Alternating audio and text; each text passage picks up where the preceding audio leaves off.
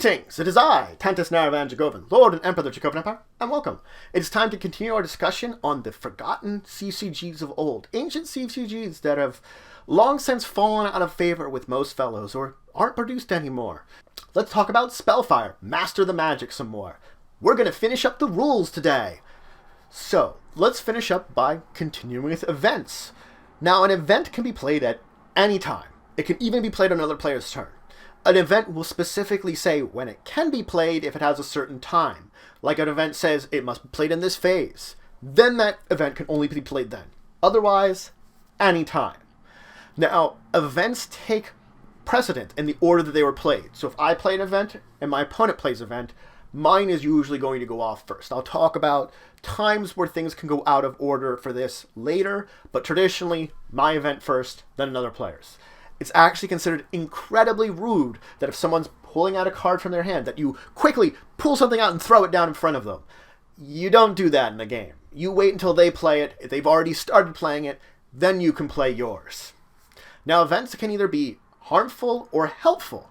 If they are harmful, they can be negated or have their effects lessened. Now, for negation, something like a limited wish spell will negate an event. The wish itself does not affect an event unless it has a duration connected to it. Then it can. So there's some specific instances where wish works and where it doesn't. Limited wish is the one that you really want to use to target events. Now, I will talk also about limiting effects a little bit too, because there's the spell Calm Spell, which will limit the effects of an event too. When an event is played, it goes to the abyss. It never goes to the discard pile, and it does not return to the player's hand. If I have some kind of card that either returns something from my discard or shuffles cards from my discard back into my draw pile, I don't touch the ones in the abyss. Once an event is played, it is gone. It cannot be gotten back using anything. Now, when I would play an event, every other player in the game gets one action that they can attempt to do to counteract my event. Counteract's a hard word for saying it. They technically can do one of 3 different actions, which they are only able to choose one of them and take it. They can either negate the event, duplicate the event, or play a calm spell to lessen the event, or effectively lessening the event. Now, when negating it, you start going clockwise. For me, we go clockwise around there, and each person is going to effectively choose their action if they want to take any on them turn. Once they have made their choice, they cannot go back. The next person makes a choice there. As soon as negated, it is gone. If someone wanted to duplicate it down the line, it's already negated. They can't do that. Someone's already taken care of that problem.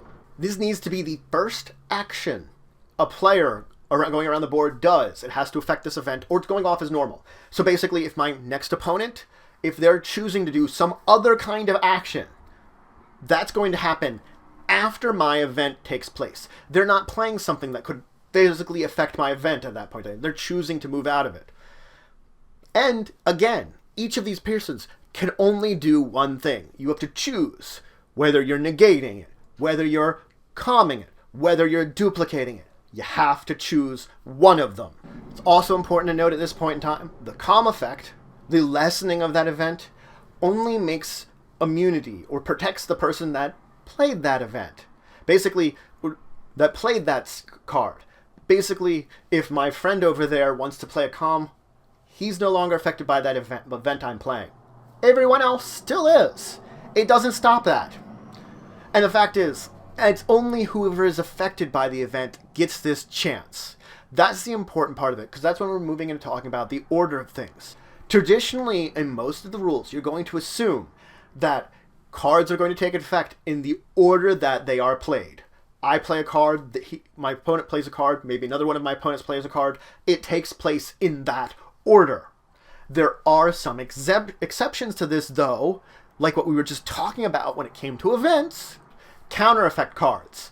A counter effect is the only time that when you play a card, it basically takes precedent over the card that was played before it.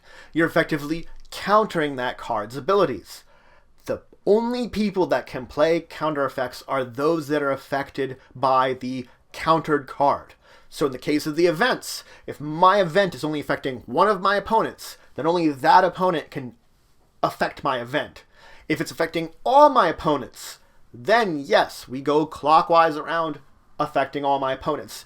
Or if I'm affecting maybe 2 out of 5 of them, clockwise through that group. Effectively, it's whoever is being affected gets these actions, or in this case, gets an attempt to counter whatever's being played. Now you might have something that has a once per turn effect. When I use a once per turn effect, it is activated during my phase 3. And effectively, whatever has been used lasts until my next phase 3. So whatever bonuses, whatever things get from using that once a turn ability occurs then and keeps going.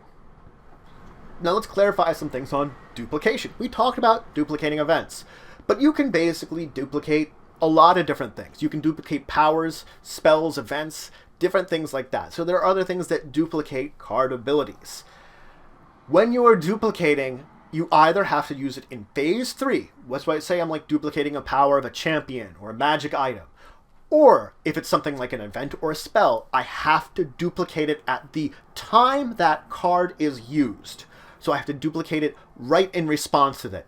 That's like with the events. I can choose when an event is played to duplicate it.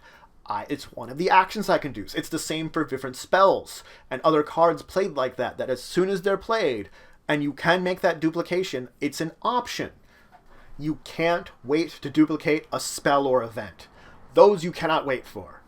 Champions, magic items, you're going to wait till phase 3, because they're going to be out in play, more than likely. But a spell or event right away. And once you have duplicated it, your duplicate spell or event is treated just like any other spell or event.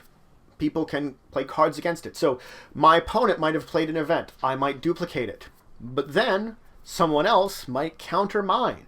Might make mine using a limited wish, because they don't want me to get that event. They didn't mind him having that event, but they don't want me having it. It's the exact same. It works perfectly fine that way, because I now have an event that I've added in.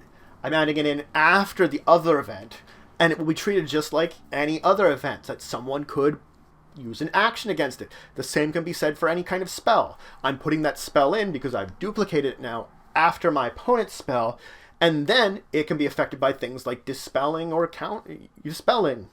It's also very important to note that when you're duplicating these events or spells, their effects aren't going to stack. One is going to have its events go off or its spell go off. The other event or spell is going to go off. In that order. Their effects don't technically stack. You might be able to both use them in a way that they would be compounding the problems that events that are harmful are causing, but that's really what it is you're compounding that problem.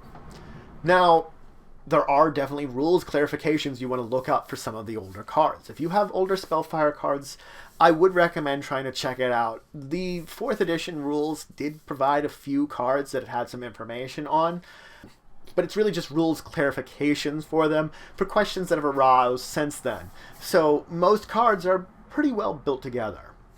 Now another thing is there are technical alternate rules that do exist for Spellfire games. If you want to look up some of them, there are Spellfire reference guides, which can be still found. You can perhaps find online copies that you can use. Regardless, they would give you some information on alternate rules. So that's it for today. I finished up talking about the rules of Spellfire. I talked about, of course, events. And I talked about how you would react to event. And I talked about, of course, duplication and counter effects. Of course, counter effects were tied directly into events anyway. And I finished up by talking about alternate rules and clarifications on cards, because those are important things to know about too. In the next episode, I think we're going to do some gameplay of Spellfire in hopes to finish up the entire adventure that we've had talking about this CCG. But if you have any questions or comments, anything you want to say, anything you think I left out, please just leave in the comments below. Please like, share, and subscribe. Show support the channel, the Empire, the work I do. If you want to show some extra support, you can always check out my Patreon. Link description below. But regardless, until the next time, I bid you farewell.